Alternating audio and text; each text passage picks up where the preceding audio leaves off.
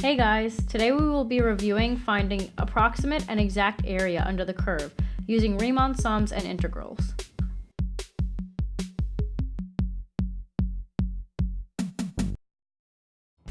The first main idea of calculus is finding the instantaneous rate of change of a function, also known as a derivative.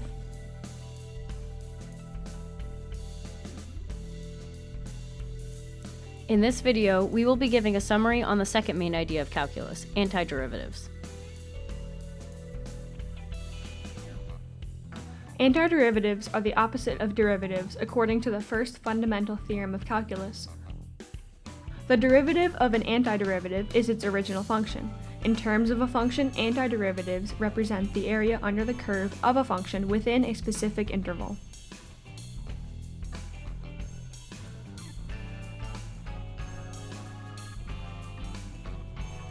The area under a curve can be easily found on a graph like y equals x, a linear function, where the slope stays the same. To find the area of the function y equals x, use the area function for a triangle, half times base times height. In this case, the base and height are both 4. Plug these numbers in and your area is 8.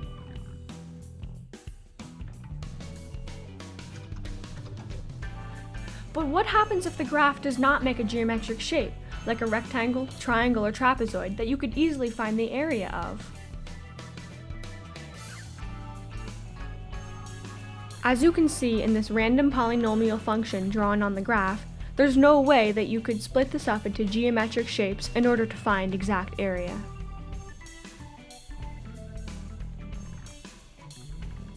Let's look at the graph y equals x squared. You cannot use a standard formula to find the exact area under this curve. The area can be estimated using Riemann sums. Riemann uses rectangles to approximate the area under curves of functions. RAM stands for Rectangular Approximation Method.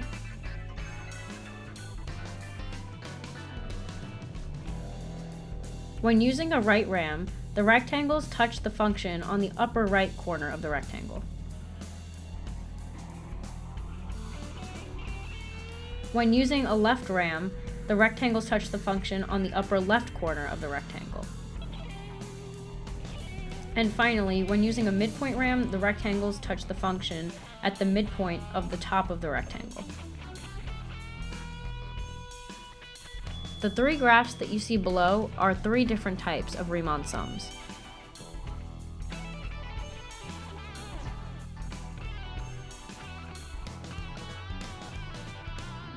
Let's start with a right RAM. Let's look back at the graph of x squared. For all RAMs, we use area of a rectangle, which is base times height. For this example, we will be using 4 partitions.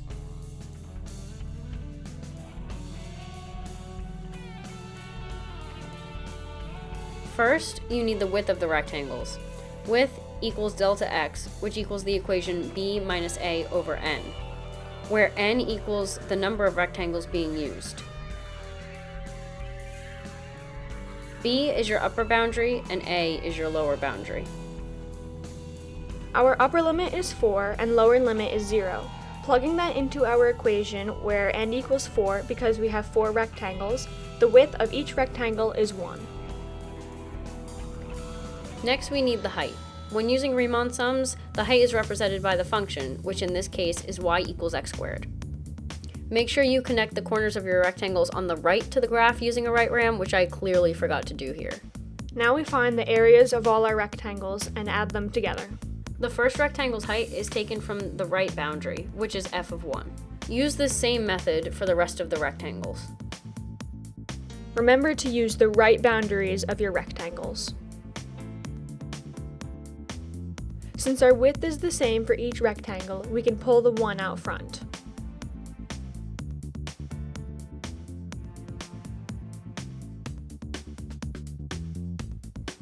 Plug in the values for each of the heights, and then add them together to find your area. Since y equals x squared is an increasing graph, a right RAM is an overestimate. You can visually see this because the rectangles cover more area than what is under the graph. Using the same function, let's try a left ram. Remember to use the left boundaries of your rectangles for the height.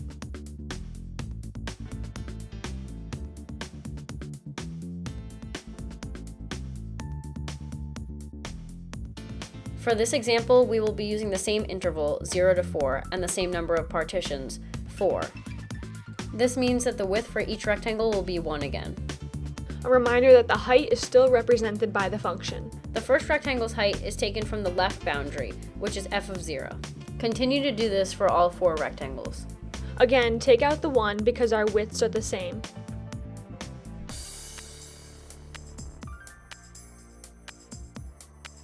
Plug in the values of each of the heights to find the area when using a left ram. Since y equals x squared is an increasing graph, a left ram would be an underestimate. You can visually see this because the rectangles cover less area than what is under the graph.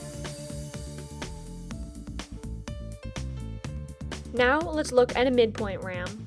We will be using the midpoints of the rectangles as the heights. We will be using once more the graph of y equals x squared.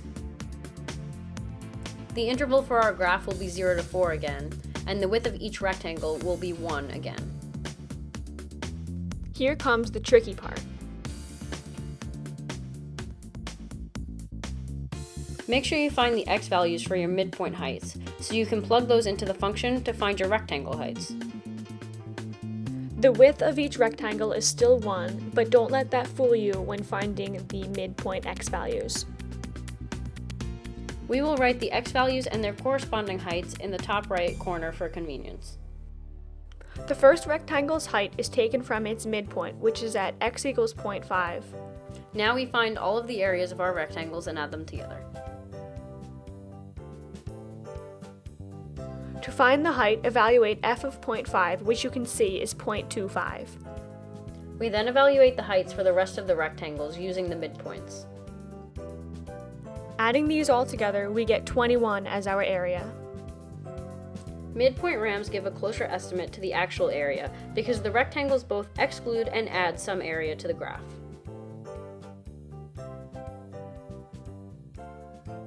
Now we'll show you how to find exact area under a curve.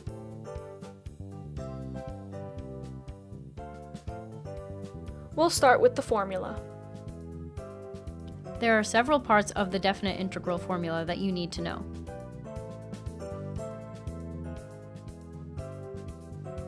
The function f of x is the integrand.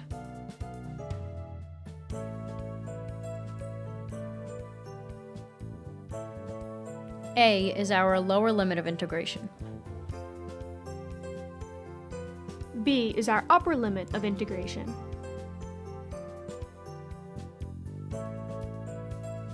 This symbol that looks like an elongated S is our integral sign. dx represents that the variable of integration is x. This entire formula represents the integral of f from a to b. When you find the value of the integral, you have evaluated the integral.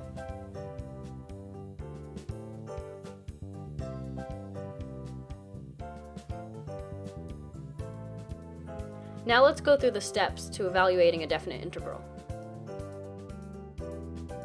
First, find the antiderivative of the integrand, which is represented by big F of x.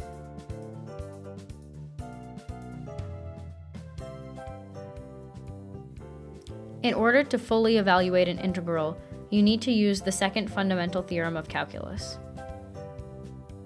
Next, plug the boundaries into big F of b minus big F of a to find the exact area. In short, our entire integral is equal to big F of x from a to b, where the derivative of the antiderivative is equal to the original function of f.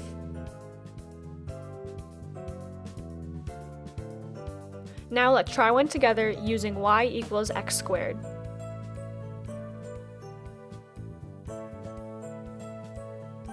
We will be using the same interval of 0 to 4.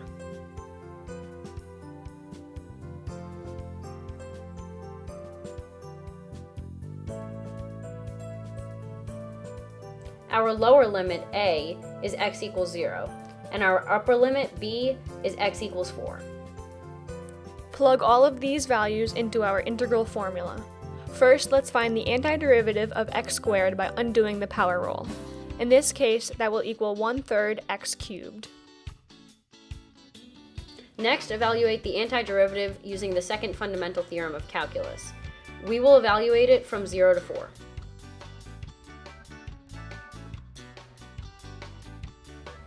Next, plug in our boundaries to the antiderivative and we get an area of 64/3, which is approximately 21.3.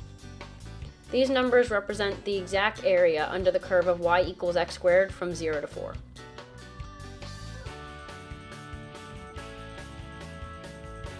Let's recap. When using a right ram, we estimated the area was 30. When using a left ram, the area estimated was 14. When using a midpoint ram, the area estimated was 21. And our exact area was approximately 21.3. As you can see, the midpoint ram has the closest or best estimate.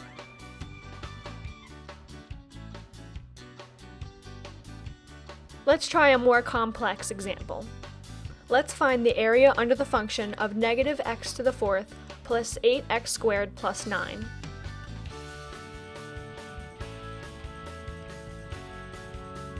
We will evaluate the integral from -3 to 3.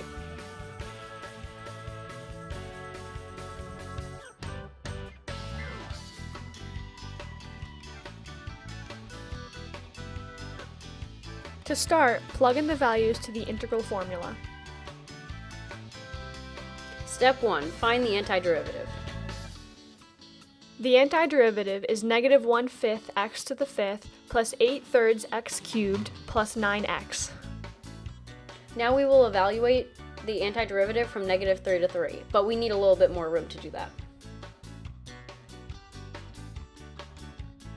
We're going to rewrite our antiderivative at the top so we don't forget. If you'd like to follow along, you can pause this video and do it with us.